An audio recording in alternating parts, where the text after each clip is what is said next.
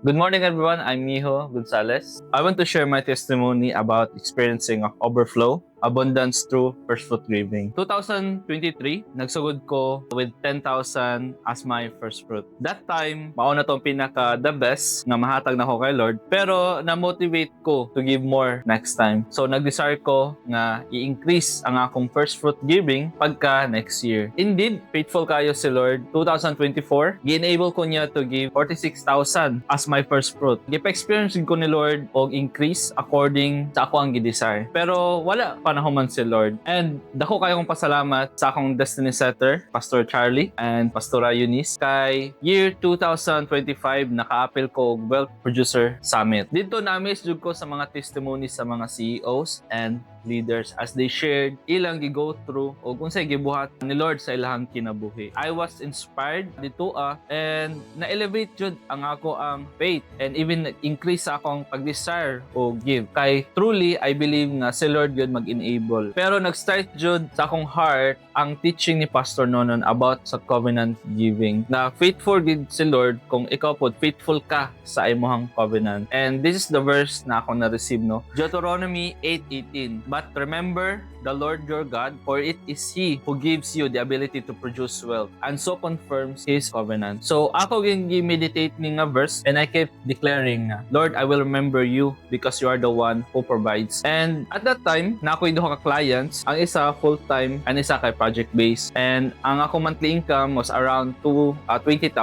But despite that, I decided to make covenant with the Lord na to give everything. Sacrifice jud to, no? Pero ako gina-remind ako self nga ikaw Lord ang provider. And along the way, I had to make a difficult decision. Need na ko i-let go ang full-time kay oppose mong good siya sa godly standards. So, it's a leap of faith kay ang nabilin is kato na lang yung project-based. Yes, nag-worry ko gamay at to nga time, pero mas gabi gid akong confident kay strong jud ang akong faith tungod sa word ni Lord nga I kept saying na si Lord gid mo provide. Amazing kay gabi ka faithful gid ni Lord. After 2 weeks, na-hire ko sa isa ka first na akong premium client and the salary was gabi 4 times compared sa akong gi-sacrifice and very aligned yun sa akong skills and na-enhance po ang ako ang expertise sa kaning go high level nga skill and daghan kog na learn. Because of that, naghimo po kog another covenant kang Lord nga every time matagan ko niya og premium nga client, maghatag ko og 6 digit nga first fruit. And again, God provided. I was hired by a second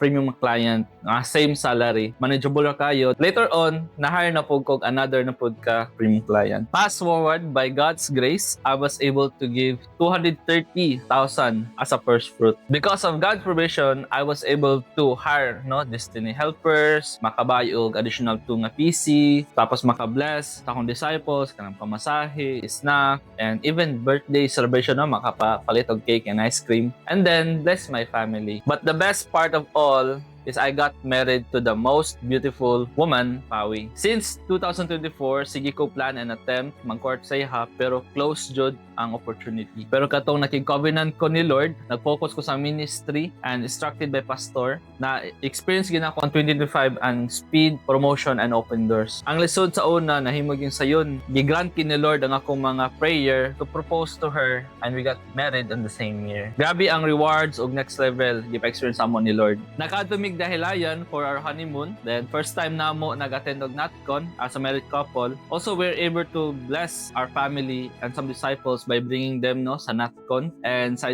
Manila. And also during home office Christmas party, naka-bless pod mi sa among mga workers. And katong New Year pod, first time namo maka-celebrate complete family and additional nakapalit pod mi. For others, this may be small things lang. Pero para nako dako kayo ni I had never experienced this kind of life before. Dreams lagi na ako ni saona, but now na naging manifestation. Mo nang kuyaw jud kayo si Lord, I realized that the key to abundance is being faithful sa imong covenant giving. And giving maka-open gid og doors. It allows us to maka-experience abundance and enjoyment throughout the whole year. Sacrifice gid siya, pero worth it kaayo. Kay until now, I am still experiencing ang abundance and blessing from the Lord because of the sacrifice I made before. Matud pa ni Pastor Nonon, Pastor Charlie, dili jud katablahon ni Lord, dili niya kalimtan o take for granted ang imong sacrifice. Og sugod pa lang ni, inano wala pa na human, and to God be all the glory.